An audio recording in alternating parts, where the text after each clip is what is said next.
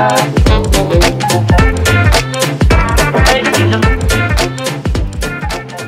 to the Lovin Dubai Before Brunch podcast. I'm Caitlyn. I'm Casey. And we're talking anything and everything going on in Dubai. And we're with you every Friday morning in the beautiful hour before brunch begins. Good morning, everyone. Good morning, Casey. Good morning, Caitlyn. How are you? I'm very well, thank you. I've had a great night's sleep, So you've had a great night's sleep because we are where? We are in the Atlantis Fan Suite, Palm Jumeirah.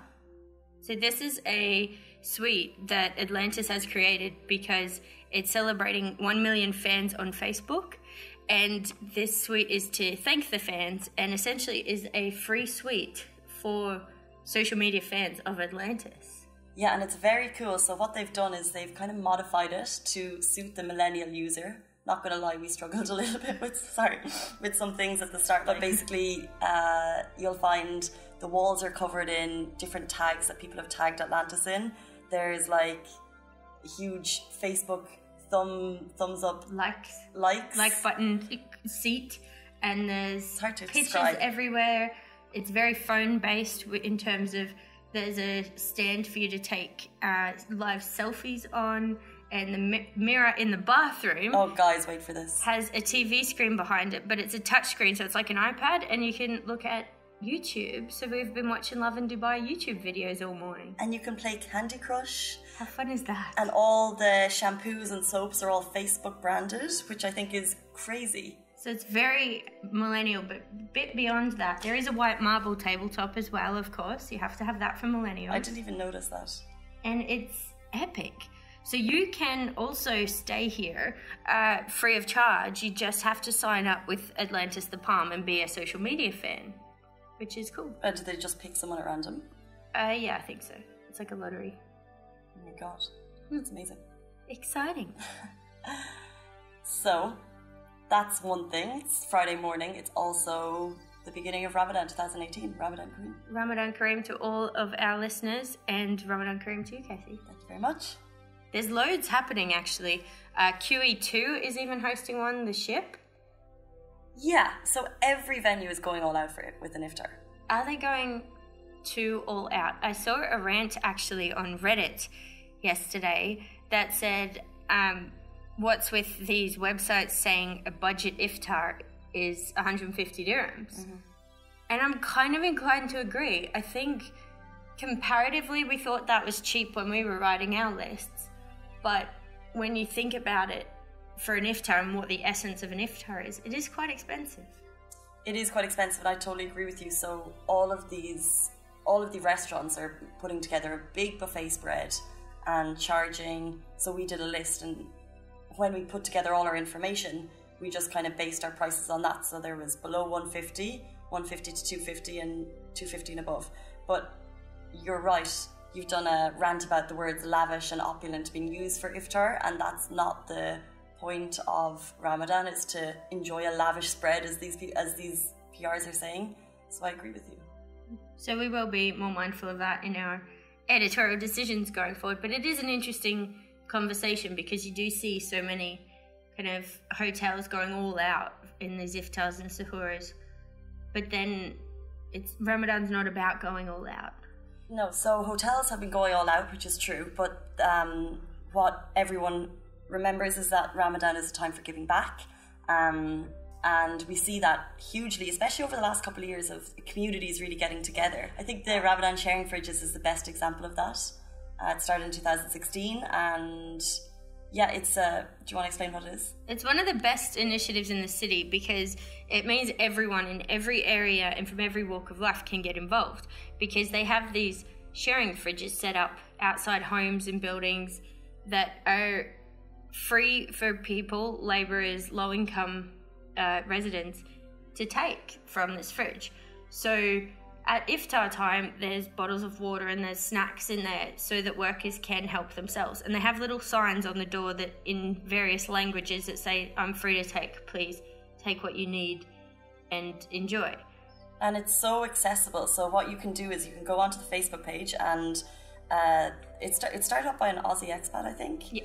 And what they do is they monitor all the fridges. So either if you have a fridge and you want to set it up, you could live in an apartment block or you could live in an estate. And if you want to set up your fridge, you literally just plug it in, find a power outlet, and you let them know. And then all walks of community can come and I think they ask for a certain type of goods. They'll ask for things that won't perish. Yeah. Basically, I think is the main goal.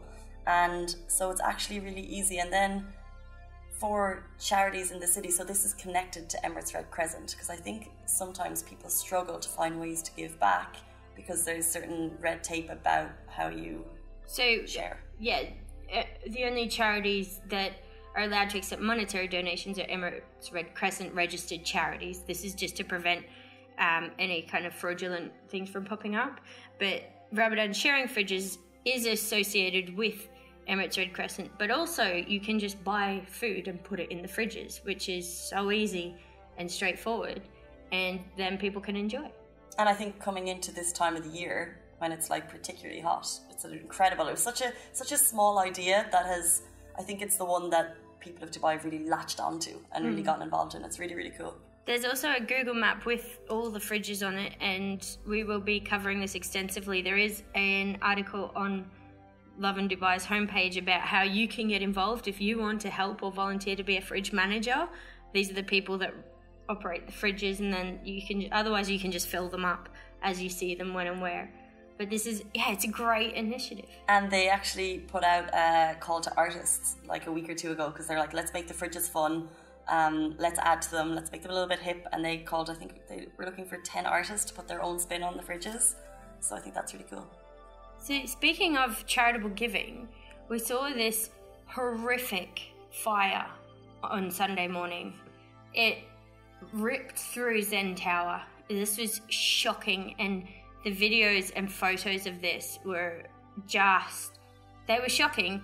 And Civil Defence, luckily, was very quick to respond. I think there ended up being about 10 fire trucks there putting this blaze out. And they got it under control relatively quickly, but not before the fire had ripped through the building, with lots of people now homeless.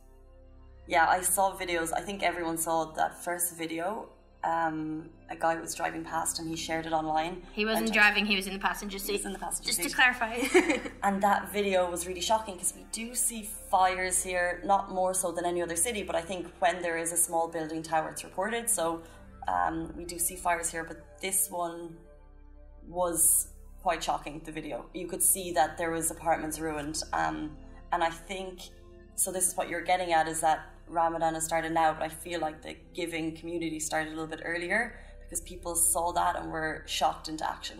I think people always want to help, they just don't know how a lot of the time, particularly with this incident.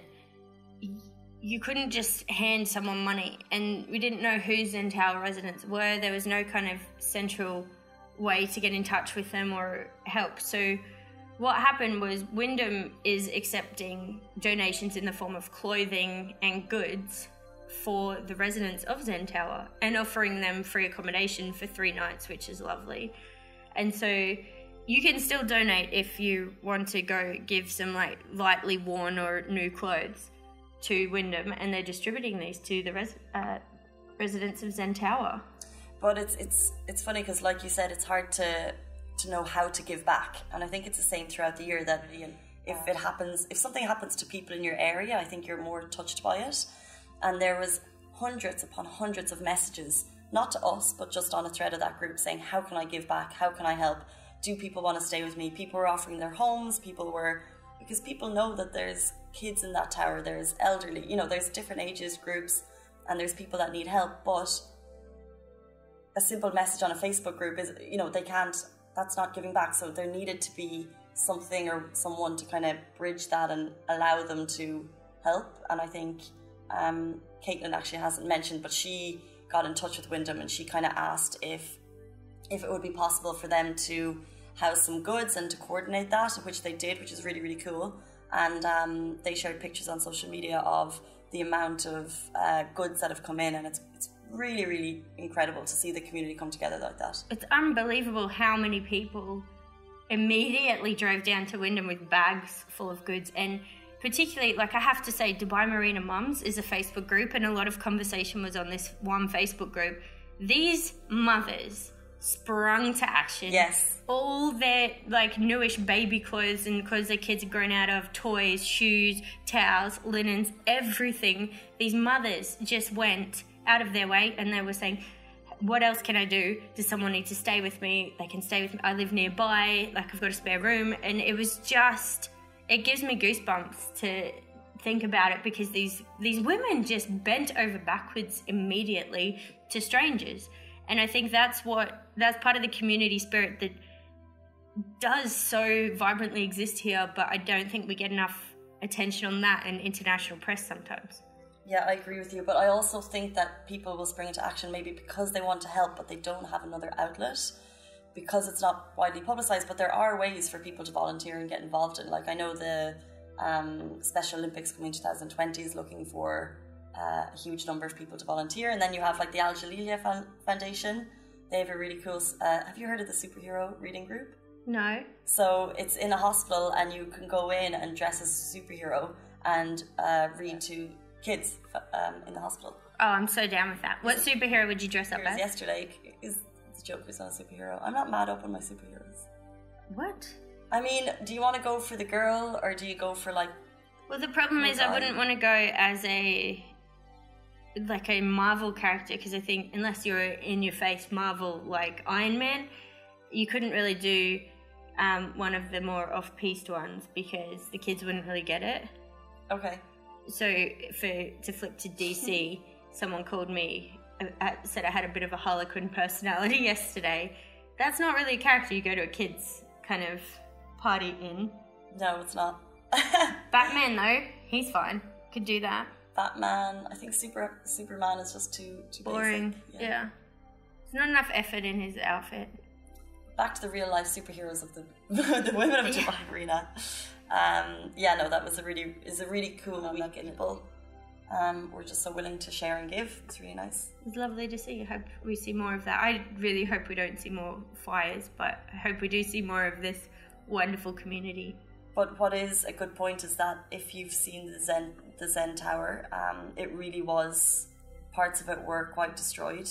So if you're only listening to this now and you're looking for a way to give back, maybe get in touch with us at Lovin, get in touch with Wyndham, see if they're still accepting, because people are going to need help for a little bit. The building was absolutely gutted, so it was sad to see, but a happy kind of side note to that, a silver lining on a terribly dark cloud.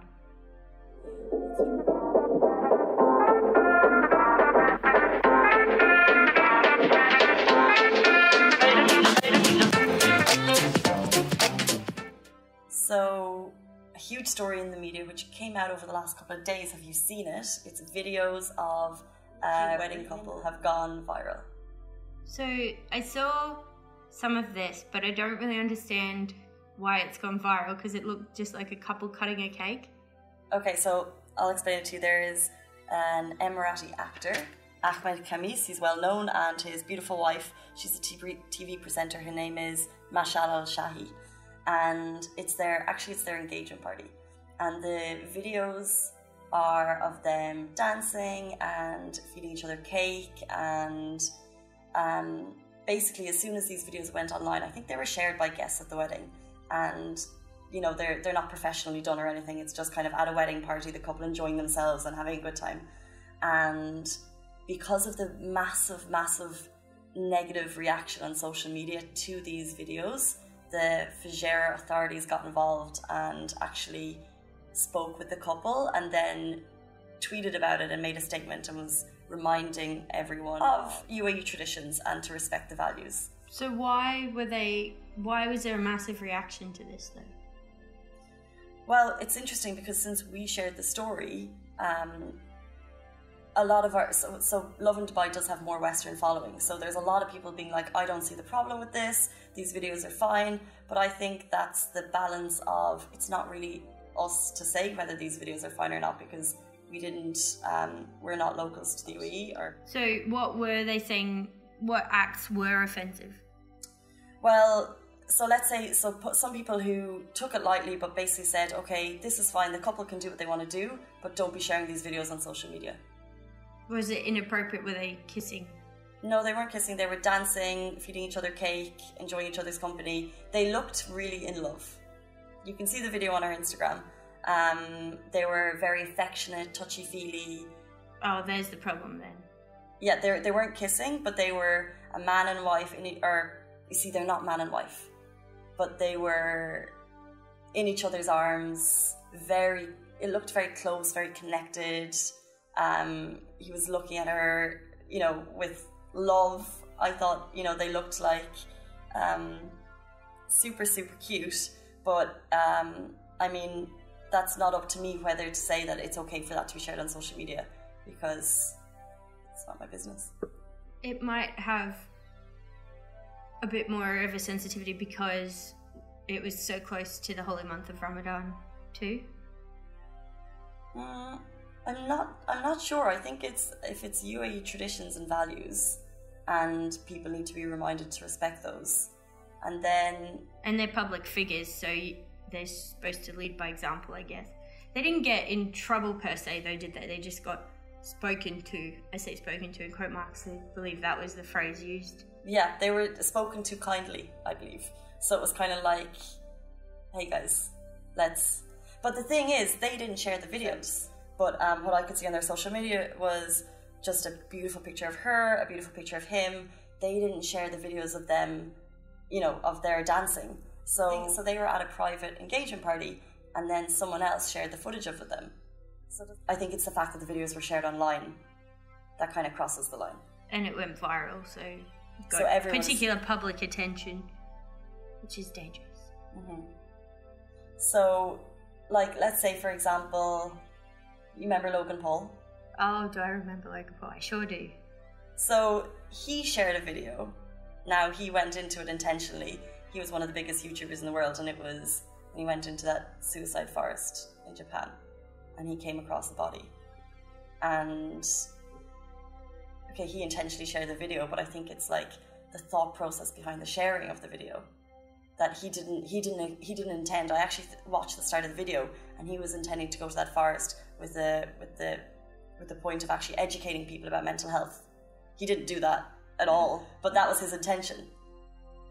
So there is a responsibility of the sharer, right? And depending on who's in the video is one issue, but who shares it is the other, and it's difficult to know where the line is on what will go viral and be entertainment versus what unethical and shouldn't be shared.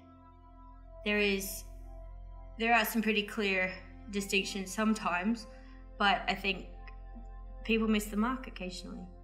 This is it. And is it okay to miss the mark and apologise? Because we're at 1 million fans now. So do we need to be more careful? Should we share less? And should we put a lot of thought into what we're sharing? Or can we continue and then at the end of it hold up our hands and be like, oh, sorry? It is a difficult one, particularly here, because the laws on what you can and can't share on social media are difficult, and you can't share photos of people committing crimes. You need to send them to Dubai police. So it's not that you can't take the video, it's that you can't publish it. Mm-hmm.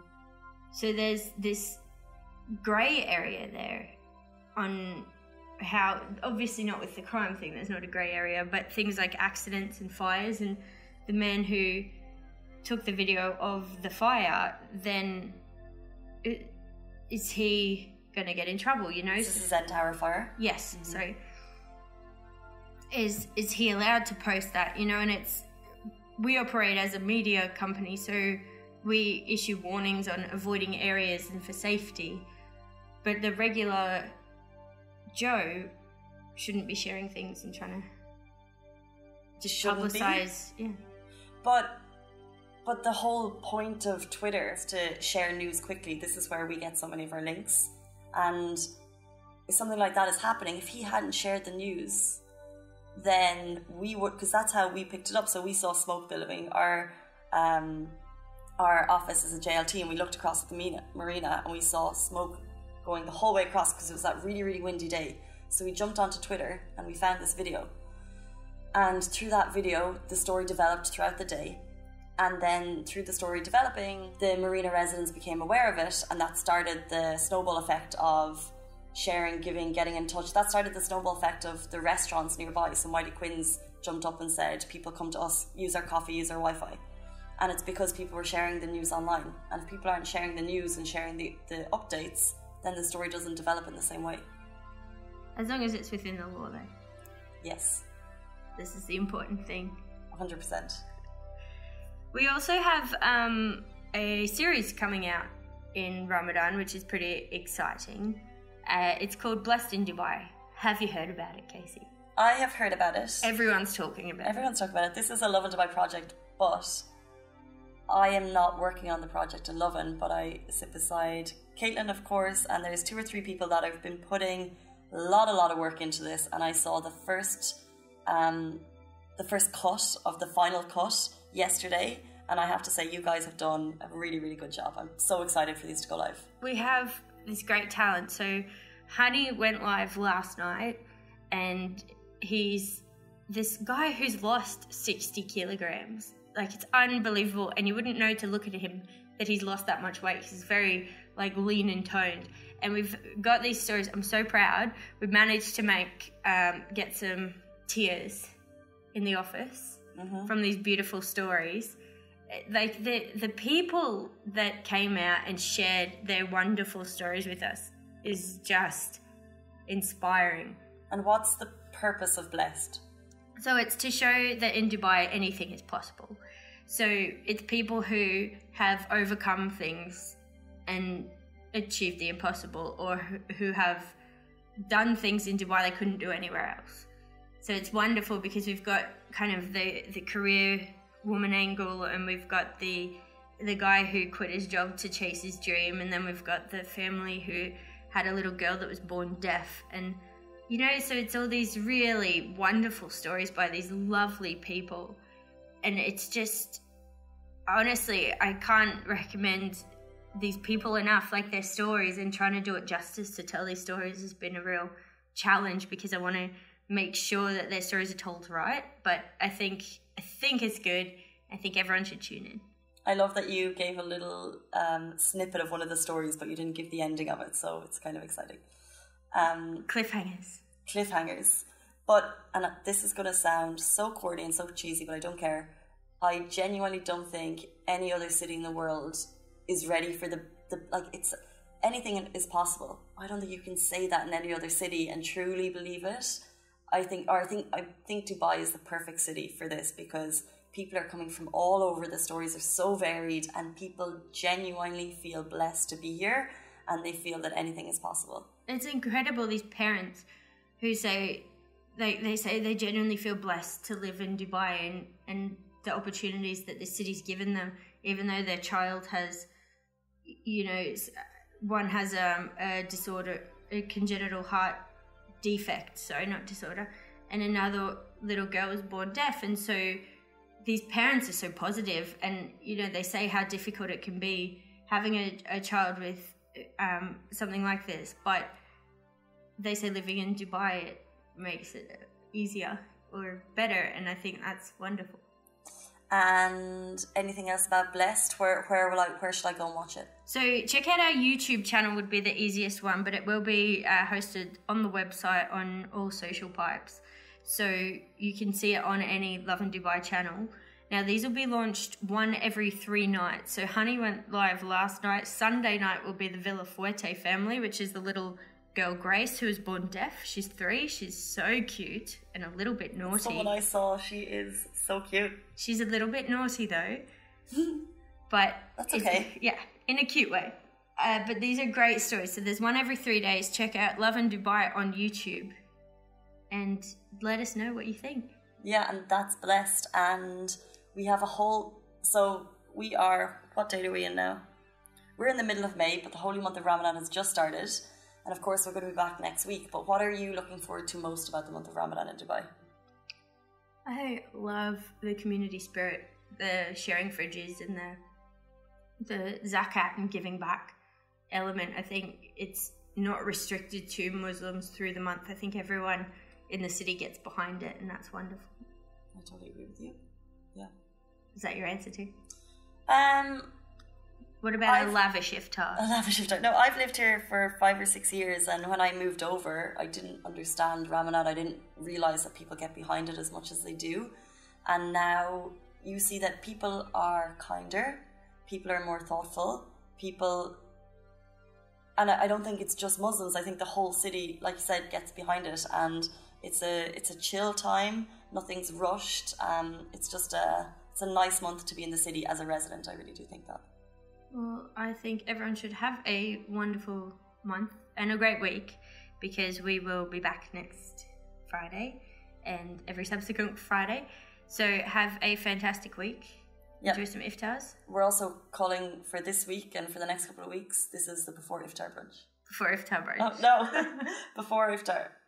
Okay, before iftar, no brunch. Okay, yeah. So have a lovely week, and we will talk to you soon. Happy Friday, everyone.